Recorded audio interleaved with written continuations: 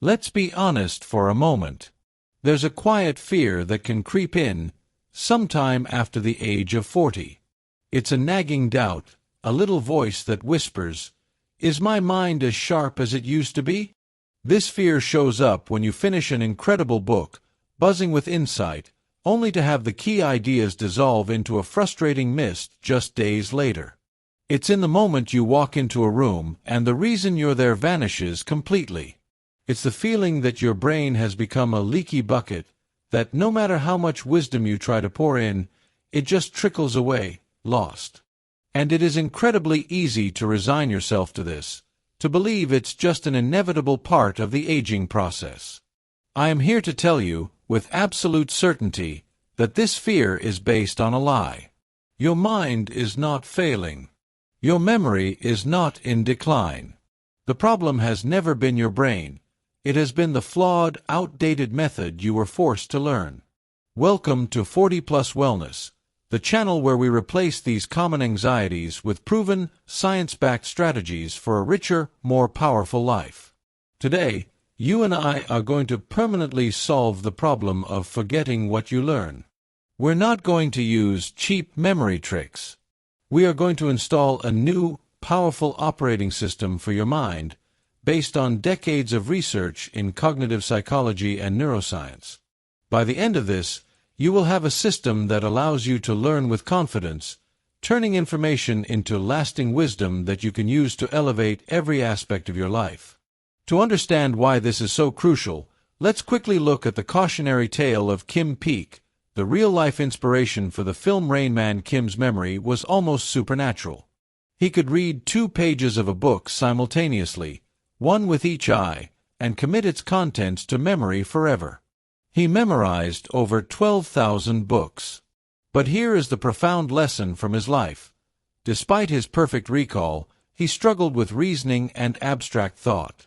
He could recite facts, but he couldn't weave them into a tapestry of understanding. This tells us a liberating truth. The goal is not a flawless memory. The goal is wisdom. It's the ability to understand, connect, and apply knowledge to make better decisions. And the path to wisdom begins with one foundational, scientific principle that changes everything. Learning is a 2-part process: consumption and digestion. This is the most critical concept you will learn today. Consumption is the act of taking in information, reading the book, watching the video. Our society celebrates this. We're told to read faster, listen to more podcasts, consume constantly. But digestion is the all-important second step that is almost always ignored. Digestion is the active, deliberate process of breaking down information, linking it to your existing knowledge, and forging it into your long-term memory. The analogy to food is scientifically perfect. Binge reading a stack of books without pausing to digest is like swallowing a multi-course gourmet meal whole. It provides zero nourishment, offers no energy, and just leaves you feeling mentally bloated and unwell. You get the fleeting satisfaction of having read, but none of the life-changing benefits. Today we end that cycle. We will stop force-feeding our minds and learn how to truly nourish them. We will do this with a simple, 3-step framework grounded in science. It's a system you can remember and apply immediately. I call it the A.C.T system. The letters stand for active, categorize, and time it right. Let's build your new mind. First, step 1, A stands for active. The default state for our brain when reading is passive. It's a low-energy activity. But memory, true memory, is not built in a state of passivity. It is built through active engagement. You have to signal to your brain that what you are learning matters. From this day forward, never again sit down to just read a book. Instead, you are going to have a conversation with it. And every good conversation requires participation. This starts with a simple tool, a pen. A highlighter often creates an illusion of learning. We color the page but don't engage our mind. A pen, however, forces a decision. As you read, become an active participant. Underline sentences that deliver a jolt of insight. Put a star in the margin next to a story or example that resonates with your own life. Most powerfully, use the empty space in the margins to talk back to the author. Ask questions. How would this apply to my situation? Argue with a point you find weak. I don't think this accounts for. Connect ideas. This is the same principle I learned in that other book.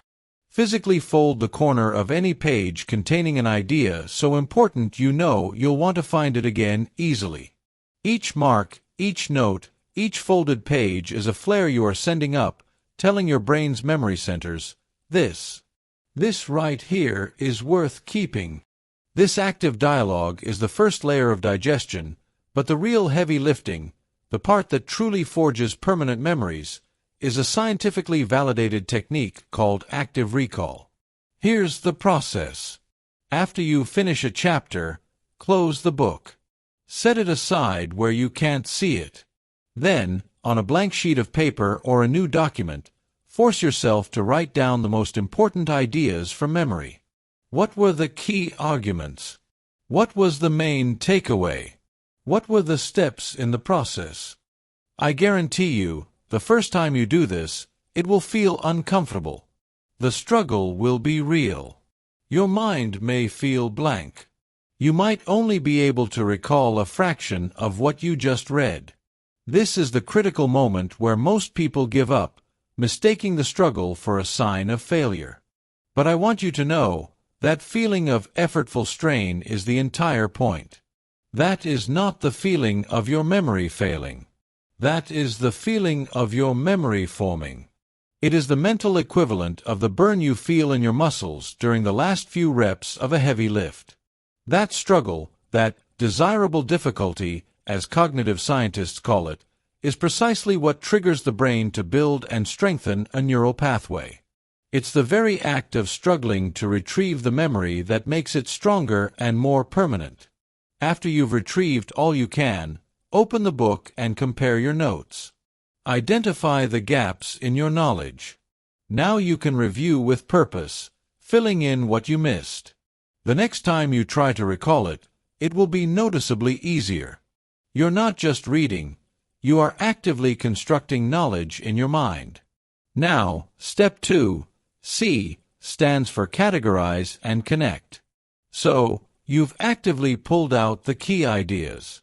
You have a raw collection of insights.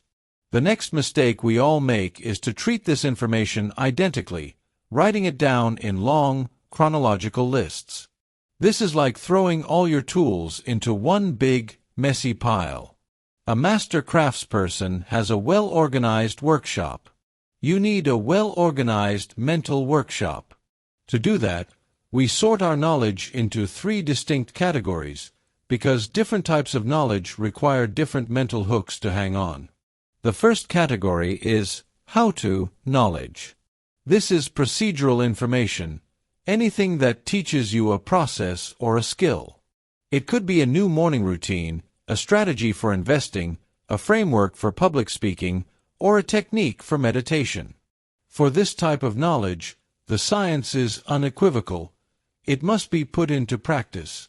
Procedural memory is encoded through action, not just thought. Reading about how to ride a bike will never teach you how to ride one. You must get on the bike. So, when you learn a how-to idea, your job is to schedule a time to do it, ideally within 24 hours. If you read about a 5-minute daily planning method, put it in your calendar for tomorrow morning. If you learn a breathing technique to reduce stress, the very next time you feel a wave of anxiety, you must use it. Action is the bridge that carries how-to knowledge from the page into your life. Without that bridge, the knowledge collapses. The second category is the big idea. This is your conceptual knowledge, the powerful mental models that fundamentally change how you view the world. This isn't a simple list of steps, it's a deep, interconnected web of understanding.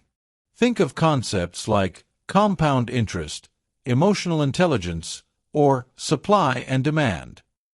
For these ideas, linear notes are a disaster. They shatter the beautiful, interconnected structure of the concept.